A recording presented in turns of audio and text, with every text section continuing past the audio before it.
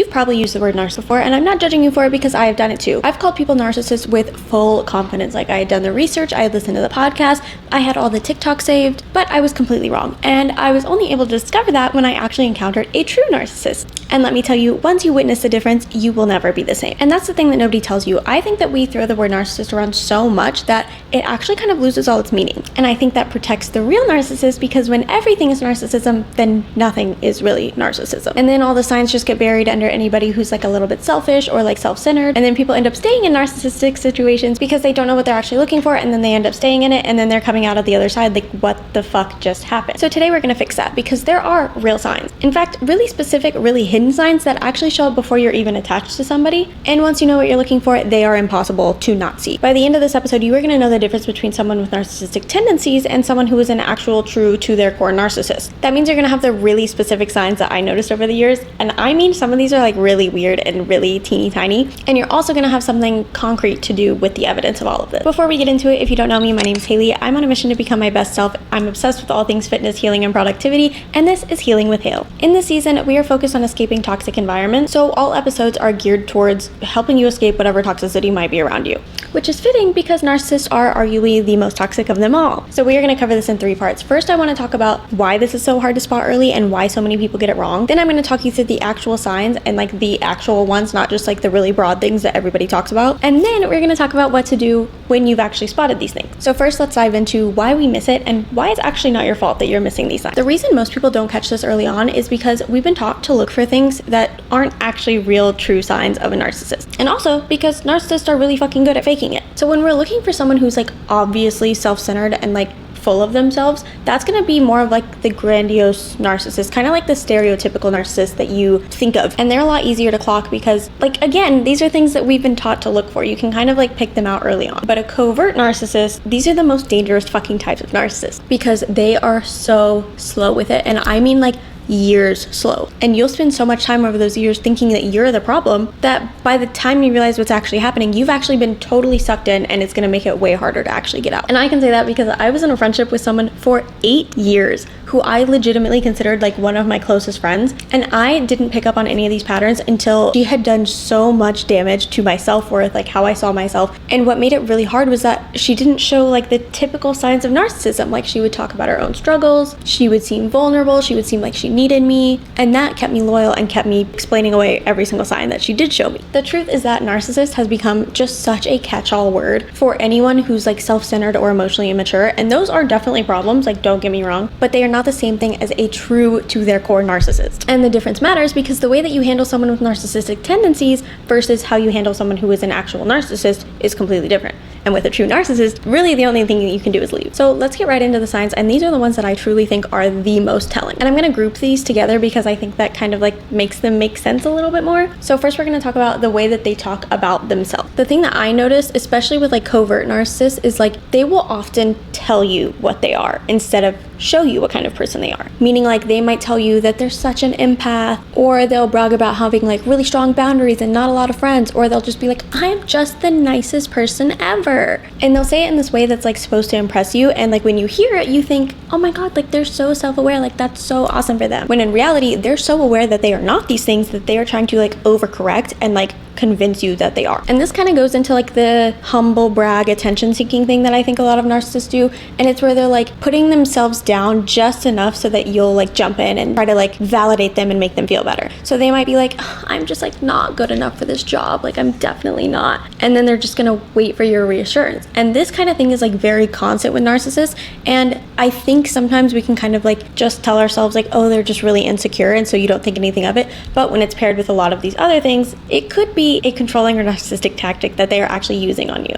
And the way to tell the difference is like if you stop giving them that reassurance, they're gonna get really uncomfortable really fast, and they might even switch up on you almost immediately. Now this goes into the way that they talk about other people, which I think is also very telling. But I've noticed that narcissists are like always talking about other people's problems, and not in like a caring way, kind of in a very like holier than thou kind of way.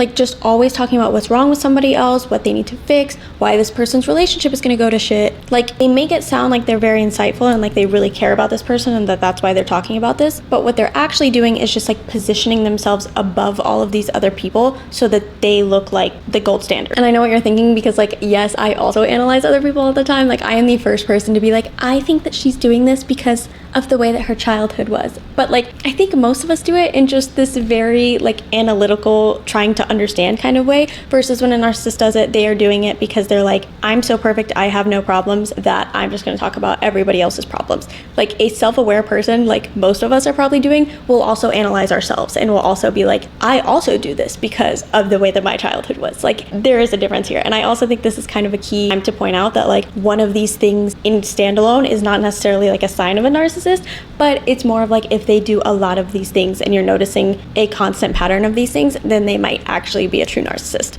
Anyways, directly tied to this is I noticed that narcissists are almost always calling out other people as narcissists. Like they are the first person to be like, I had to cut them off. They're a narcissist. Like every single person in their life or every single person they've ever come into contact with is somehow a narcissist. And that's kind of like, there's a red flag there. And lastly, a very specific one that I feel like nobody talks about. I've noticed that narcissists, when they're not with their partner, they almost never talk about them. Like you wouldn't even know that they're in a relationship because they just do not bring them up. And I think this kind of ties back to the fact that like narcissists use other people as supply. So if that person isn't there with them in that moment, they kind of like cease to exist in their mind. The next category is the way that they react when something goes wrong. And let me tell you, when I say there is no accountability for a narcissist, I mean zero. And it's not even that like they just don't like to apologize. It's that they physically cannot connect their actions with an outcome that involves them being wrong in any way. So if they've been fired from a job, it's never their fault. If a relationship goes wrong, it's always the other person. If something goes wrong in any situation, they will always find an external factor that is the reason, and they will like latch onto that every single time. Also, when you try to address something directly, like even if you're doing it very gently, one of two things will happen.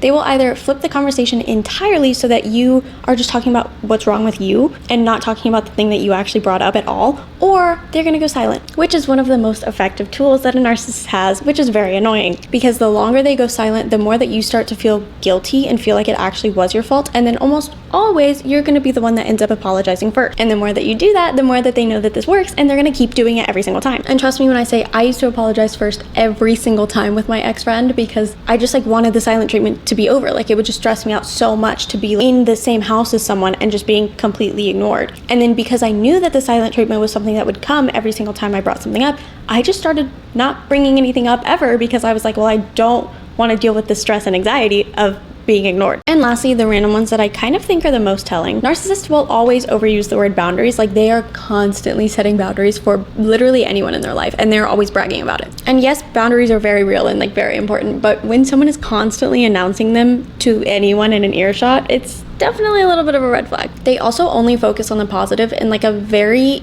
unrealistic kind of way, and they do it and act like it's like a good virtue of theirs, but what they're actually doing is giving themselves a reason to never actually address anything that they've done that's negatively impacted anybody else, because the second that you bring up something that they've done to you, they're going to be like, you're just being so negative right now, like I just don't want that negative energy around me. They will also very subtly undermine your capability over time. So like they might say things like, oh, I'll put this on my card because yours was overdrawn that one time. Or like, I'll handle this because like you always get really overwhelmed. And each instance individually sounds like they're helping you out. And even to other people, they might be like, oh my God, like she's so nice to you. Like she's really helping you out through this. But what they're actually doing over time is building this narrative where you literally cannot function without them because they've made themselves into like this savior for you. And honestly, over time, you might even start to believe it a little bit. Also the backhanded compliments like, oh my God, your hair actually looks good today. Or like, oh, you actually look really good in that outfit. Like things that are so subtle, but they're like almost designed to make you need this person's approval or validation for literally anything. And then the last one that I think especially happens with covert narcissists is they are always in some sort of crisis, and you will be dragged into it, and they will convince you that you guys are in this together and like you're gonna get through this because you have each other, and then slowly they're going to convince you that you're actually the reason that they're in crisis and that all of this happened in the first place. And this is how you end up years in, exhausted, confused as fuck, not knowing who you actually are, and still apologize. Okay, so now the part that actually matters. what the fuck do you do with all this? And before we get specific, I want to hop in and say that this whole season is going to be designed with very actionable steps for each one of the topics that we're talking about. So I would really appreciate it if you subscribe so that you can continue to grow and heal with me. So step number 1 is to name the pattern, not just the behavior. The mistake that I made for years was reacting to just individual incidents, like one specific argument or like one specific thing that they said. And every time I would be like, okay, like, yeah, that was really weird, but like maybe they were just having a bad day. Like maybe this was just a really weird instance. Or like maybe I'm being too sensitive about this. And the problem is that narcissists are really good at making each individual instance have some sort of explanation. So the thing you actually need to do is like zoom out fully and look at the patterns, like not just the individual instance. And the question to ask yourself when you are zoomed out looking at all of this is like, does this person ever sit